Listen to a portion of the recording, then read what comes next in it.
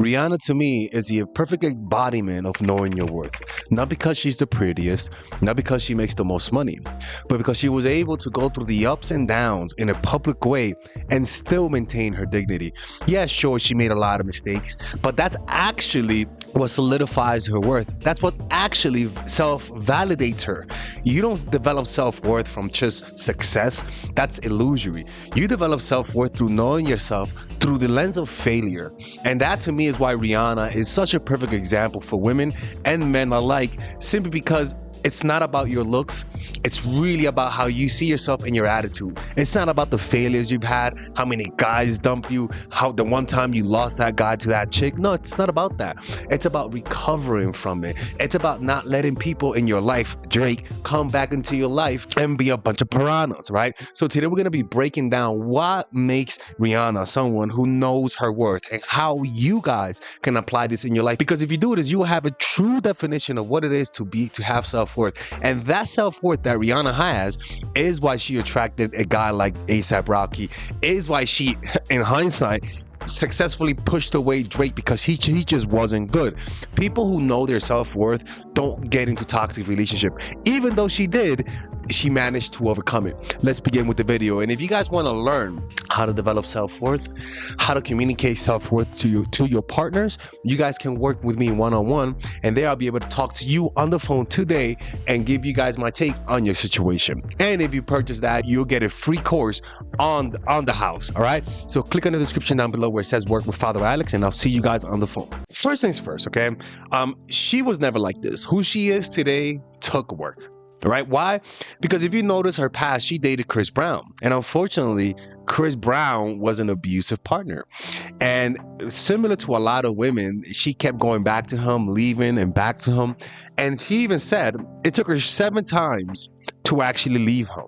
On average, I think it takes a woman 7 times before she leaves. 8 or 9, actually. And the reason why that's important is because who you are today is not a finished product. A lot of women in her position would have literally spent their whole lives going back and forth with a guy. That does happen. And that's how you waste your life. That's how you waste your time. Right? But the beauty about her is that she eventually learned her mistake. And that to me is a sign of self-worth. Because if you have low self-worth, she'll keep going back to Chris because he doesn't love her or he doesn't treat her right. And so she'll seek his validation because he is hurting her ego. That's what low self-esteem people do. But eventually something clicked in her and she never went back to him. And that's the sign of growth. It's not that you had low moments. It's that you reach rock bottom and you realize your worth. And the beauty about it is that people genuinely realize their worth in rock bottom. Or some people never get out of that. The next thing is how she sees her exes. She doesn't see Chris Brown, for example, as somebody who she had a great time with, as a nostalgia. No, she saw him as something embarrassing, as something that she couldn't believe she went out with him. It was more disgust than pity. And this is where a lot of women lose their worth. Is that whenever they think of their partners who hurt them, of their partners who wasted their time, they see them in a positive light with the ay bendito lens, with the, oh, it was such a great time, he was such a great person, but they ignore the things that they did to them. They ignore their hurt. And what happens when you do that? You go back to them. And then when you go back to somebody who abused you, what do you think of yourself? You start to think lower of yourself. A sign that you have grown is when you start to see your exes that were toxic with disgust. Why? Because you're looking at it from a place of higher worth. It's like looking at the dungeon that a drug user used to go to. That doesn't bring nostalgia. That makes him feel disgusted. He says to himself, I can't believe I used to do crack there. It's like looking at your exes who in hindsight are ugly. You're like, I can't believe I dated that person. The next thing that she does is that she acknowledges things that she's ashamed of. She recognizes that she's ashamed of dating Chris. She recognizes that it was shameful for people to see her. But the beauty about it is that that's actually a sign of self-worth. You want this thing to go away. This is a memory you don't want to have ever again. Being honest with yourself, being honest that you faked things in the past, being honest that you were embarrassed, being honest that you feel insecure. It's not that you say that to people that makes you feel high worth. It's the willingness to verbally say it, to look at yourself and say, I can't believe I did that. I can't believe I did all of that. But also, you see that and say, it wasn't my fault. It just happened to me. Yeah, there were things that I did that I gravitated towards it. But at the end of the day, that was who I was, and I cannot be ashamed of it. I have to love myself, acknowledging your mistakes, and forgiving yourself for putting yourself in so much precarious situation is actually something that becomes self-reflected in your behavior and your nonverbal cues. Why? Because even when after she left Chris, she went on to Drake, but then there was something in her that was different. She was less tolerant of bullshit. She was less tolerant of guys who tried to take advantage of her. Now she developed boundaries. And the beauty about having boundaries is that some people cross your boundaries in the hope that you are ashamed of doing it in public. Look at what Drake did. He tried to kiss her. He tried to act like maybe, he could get a kiss out of her. And in the light of everyone, he rejected him. He was hoping that perhaps she was shy, she would let the peer pressure get to her, but because she's been through so much, she has learned from her mistake, she has a shield in her hand all the time, and because of that, she's willing to use it. And that willingness to show negative emotion, that willingness to create a scene is an aura. It becomes like a reputation that causes guys to be a little bit more careful with you. Having boundaries is a sign of self-worth, right? Not going back to an ex that was toxic like she did with Drake is a sign of self-worth, right? And the beauty about her is that she's not delusional about her self-worth. She's not delusional. Because I didn't want people to think that that's the kind of person I fell in love with that person. That's embarrassing. That's embarrassing that that's the type of person that I fell in love with. And this is one of my favorite things about her, is that she doesn't allow projection love. What I mean by projection love, there's sometimes people date you because you remind them of someone. Or maybe you're the woman that they can't have, right? Men like Drake like women that they can't have.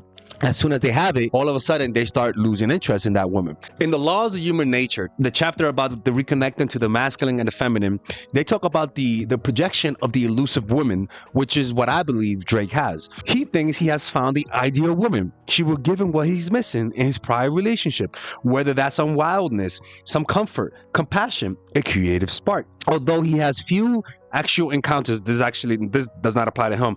The more he thinks of her, the more he's certain he cannot live without her. When he talks about this perfect woman, you will notice that there's a lot of concrete detail about what makes her so perfect. If he does manage to forge a relationship, he will quickly become disenchanted. She's not who he thought she was. She misled him. He then moves on to the next woman to project his fantasy onto. This is a common form of male projection. It contains all the elements he thinks he never got from his mother, never got from the other woman in his life. This ideal mate would haunt his dreams. She would not appear to him in the form of someone he knows. She is a woman fashioned in his imagination, often young, elusive, but promising something great. In real life, certain types of women would trigger this projection. She's usually hard to pin down and conforms to what Freud called the narcissistic woman. Self-contained, not really needing a man or anybody to complete her. She can be a bit cold at the core and a blank screen upon which men can project whatever fantasies they want. Alternatively, she can seem free-spirited, full of creative energy, but without a clear sense of her own identity. For men, she serves as a muse, a great spark to their imagination, a lure to loosen up their own rigidity. And this is what men like Drake chase women like Rihanna. She looks exciting. She looks unattainable, which makes her more desirable. And that's the thing with Drake. Drake never truly loved Rihanna. Love is a commitment. He was never committed. It was all a projection. Eventually, if she gave in to him, he would have pulled away and left. What she did is that she got with who? With ASAP Rocky. Right? And the beauty about it is that knowing her worth, she took it slow. She understands men like ASAP gets boom boom quickly. She stood out by going slower. She showed her worth by putting him in a friend zone, letting him wait for years, amping up the desire and the sense of scarcity. And once he felt like he couldn't have her, once he felt like maybe it's never going to happen, then she opened up. And you can see, even though they were the perfect match on paper, she still took her time. Maybe because of the trauma she went through, perhaps, But the point is that she learned from her mistake, didn't let it go fast, and she protected herself while remaining emotionally open to a guy like ASAP. She just understands who are the guys that are not good for her. Knowing your worth isn't about thinking you're better than other women. Knowing your worth is knowing the types of guys that you just don't want to be with. It's understanding that the guy that you dated a few months ago, in hindsight, is kind of nasty. He's kind of low value. He's more like a bum. And seeing that in hindsight is a sign that you're overcoming. And then the beauty about her is that she's silent about her life. People who have high self-worth don't walk around telling people about their life. What she is what Shannon Lester calls warm-blooded. She doesn't seek validation from others. Her own ecosystem of positive emotions is what keeps her warm on the inside. And because of that, she doesn't need to tell people about her life. She doesn't need to tell you the good things that are happening. She doesn't need you to feel better about herself. Her sense of identity comes from her silent presence, from being present in a moment, people. And this is why I believe Rihanna is a perfect example for men and women. And if you guys want to learn more about this, check out my courses, people. I have a course, The Psychological Game of Attraction. It's for women who are single.